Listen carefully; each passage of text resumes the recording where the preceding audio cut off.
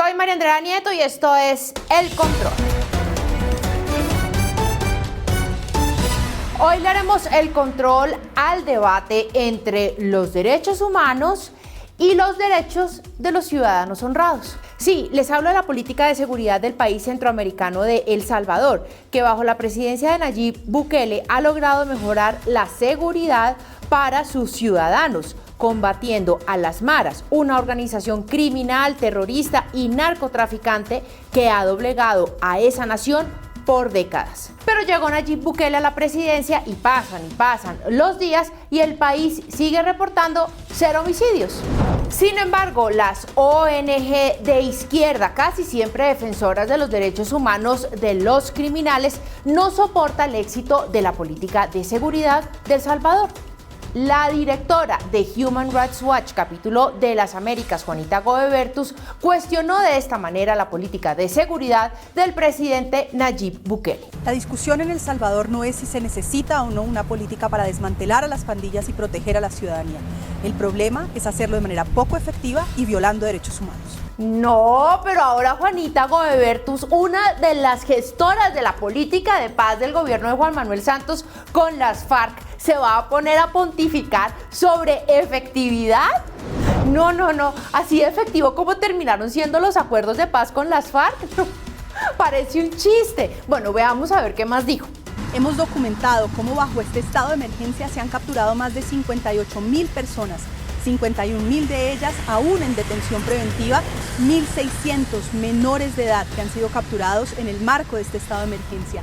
Y a hoy más de 90 personas han muerto en cautiverio. Hemos documentado casos gravísimos de detenciones arbitrarias, desapariciones forzadas en tanto no se le comunica a los familiares el paradero de las personas detenidas, casos de torturas, malos tratos como falta de acceso a alimentos, falta de acceso a tratamientos médicos, violaciones serísimas al debido proceso como capturas sin orden judicial, sin que haya ningún tipo de evidencia más allá del hecho de tener tatuajes o de vivir en un sitio X.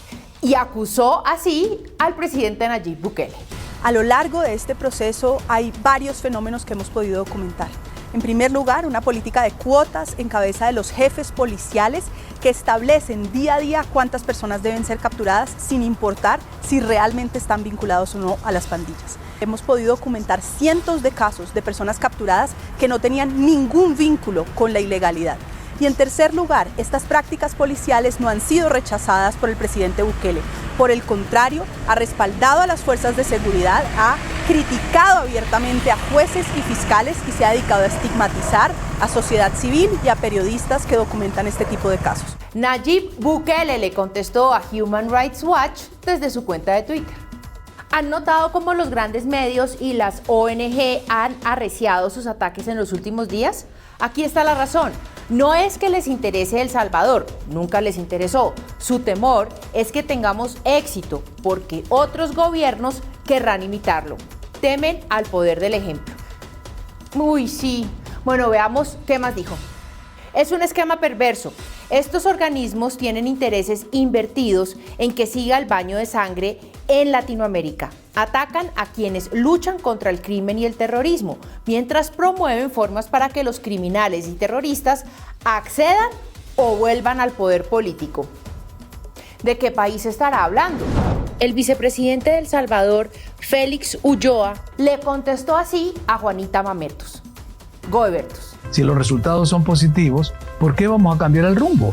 Por mucho que algunas de estas voces estén reclamando, sobre todo, y hay que decirlo con propiedad, son los parásitos que viven de hablar de los derechos humanos los que están haciendo ruido. Son personas que no viven para los derechos humanos, viven de los derechos humanos, viven del dolor y del sufrimiento de las víctimas, porque para ellos ese es el modo de ir a recibir financiamientos. Están criticando y diciendo que hay violación de derechos humanos aquí en el régimen de excepción, cuando lo que hemos visto es que el Estado salió en defensa de los derechos humanos del pueblo salvadoreño, que estaban siendo violentados. Ok, veamos algunos datos. Para el cierre del mes de noviembre, El Salvador se consolidó como el país más seguro de América Latina, lo que significa que en la proyección sería algo así como 2.5 homicidios por 100.000 habitantes. Siempre es poquito, ¿no? En el ranking de aprobación de los presidentes de la región, Nayib Bukele tiene un 87% de aprobación, mientras que los gobiernos de extrema izquierda, como el de Gabriel Boric en Chile, tiene el 29%, el títere de Cristina Kirchner en Argentina tiene el 24% y el gran dictador de la región, Nicolás Maduro, tiene también el 24%. Si Juanita Godebertus pretende poner a Colombia como el gran modelo de seguridad, pues la verdad es que sí está bastante confundida. Porque pues lo único cierto de la paz de Santos es que no fue ni estable ni duradera. Ahora bien, ojalá al presidente Nayib Bukele no le pase lo que le pasó a los dictadores de la extrema izquierda en Latinoamérica y no vaya a terminar creyendo que él es el salvador del Salvador. Su trabajo no solo está siendo reconocido por su propio pueblo, sino por millones de habitantes en América Latina que están hartos de la corrupción de las dictaduras de izquierda. Esas que prometieron que eran el cambio y lo único que han traído es muerte y desolación.